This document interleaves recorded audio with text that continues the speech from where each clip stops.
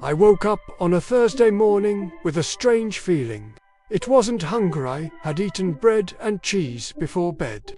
It wasn't thirst, I always keep a jug of fresh water beside the bed.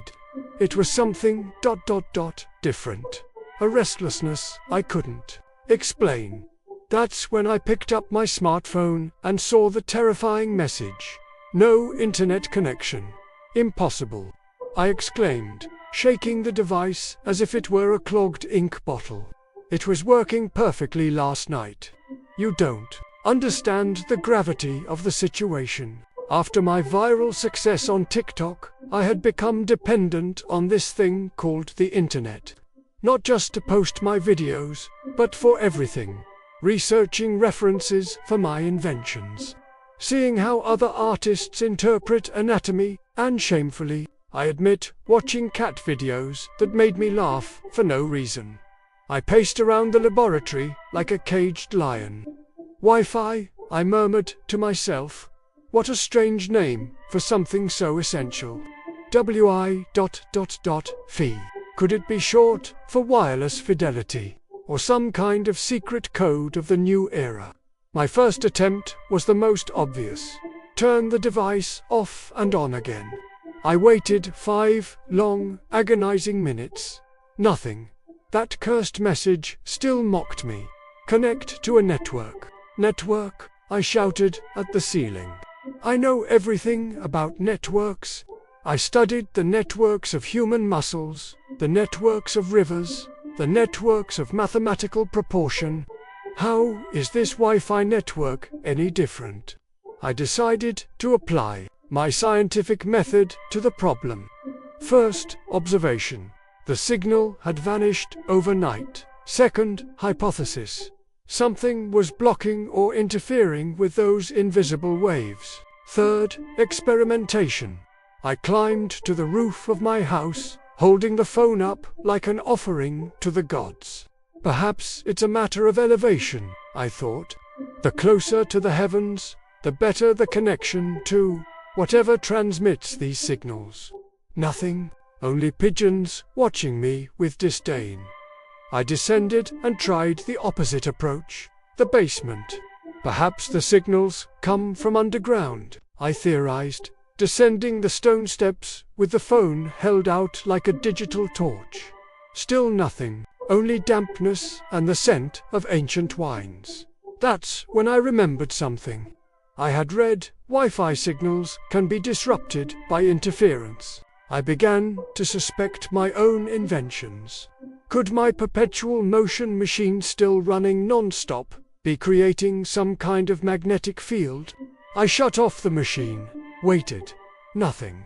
Maybe it was my new project involving parabolic mirrors to concentrate sunlight. I covered them all with cloth. Waited again, nothing. By now, it was already noon, and I was starting to panic.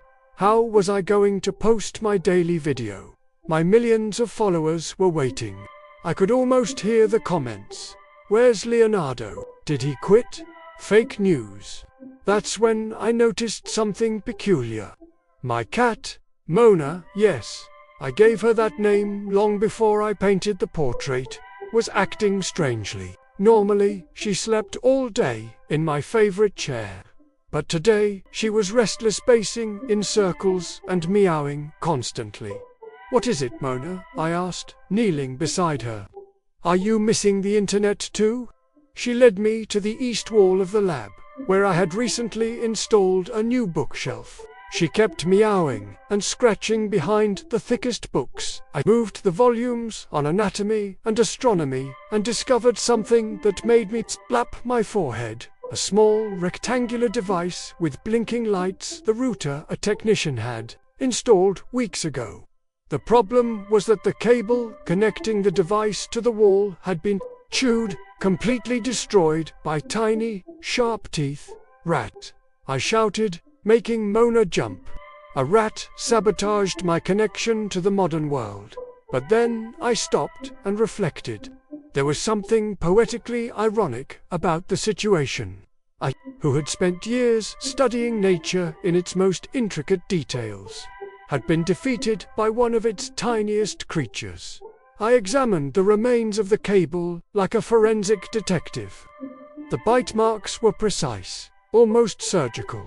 "This is no ordinary rat," I muttered to Mona, who purred in approval. "This is a rat with a refined taste for technology." I decided to follow the evidence.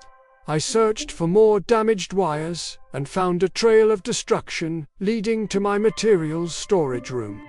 There, behind a chest full of pigments, I found the culprit, a chubby rat that had built a nest using pieces of the chewed-up wires. Ingenious, I admitted, observing the little creature. "You used modern materials to build a traditional home. We're more alike than I thought, but I still had a problem. How to fix the connection? I couldn't just glue the wires back together. I had learned that the hard way in previous disastrous experiments with electricity. Then I had a brilliant idea. Why not build my own network? After all, if I could design complex hydraulic systems, why not a communication system? I spent the next few hours constructing what I called the Leonardo network, a combination of mirrors positioned strategically to reflect sunlight, pulley systems to transmit mechanical signals, and even carrier pigeons as backup. I tested the system by sending a message to my neighbor. "Is the Wi-Fi back?" 15 minutes later, a pigeon brought me the reply. "What Wi-Fi? And why are you using pigeons?" I realized that perhaps my solution was a little too handcrafted for the modern world. That's when Mona meowed again, this time pointing with her paw at something I hadn't noticed. A newly opened electronics store on the corner of my street. The sign read, "Fast internet repairs to 24 hours. Of course. I murmured. Why didn't I think of that? Not all problems require reinventing the wheel, or the web, in this case. An hour later, a friendly technician was in my lab, looking at the shredded cable with a smile. "Common issue," he said. "Rats love to chew on internet cables. Something about the material attracts them." "Fascinating," I replied. I noticed the rat specifically chose these wires and ignored others in the same area. There must be some specific chemical property. The technician gave me a strange look. "You think a lot, huh?"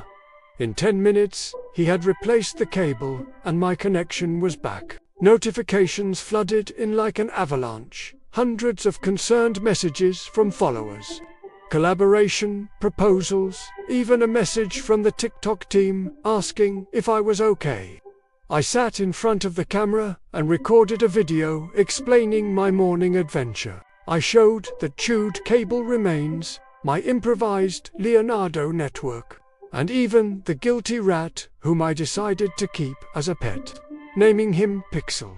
Today, I told the camera, that not all mysteries require complex solutions. Sometimes, the simplest answer is to ask someone who knows what they're doing. The video was a success. 10 million views in 6 hours, with comments like "Even Leonardo has internet problems like us, and I want a Pixel too." But the true lesson came at the end of the day, when I was feeding Pixel bits of cheese. I realized that during those hours offline, I had reconnected with something I had nearly forgotten. The joy of pure observation, of hands-on experimentation, of solving problems the old-fashioned way. Perhaps, I thought, occasional disconnection is just as important as constant connection. Although, to be honest, I was still very happy when the Wi-Fi came back.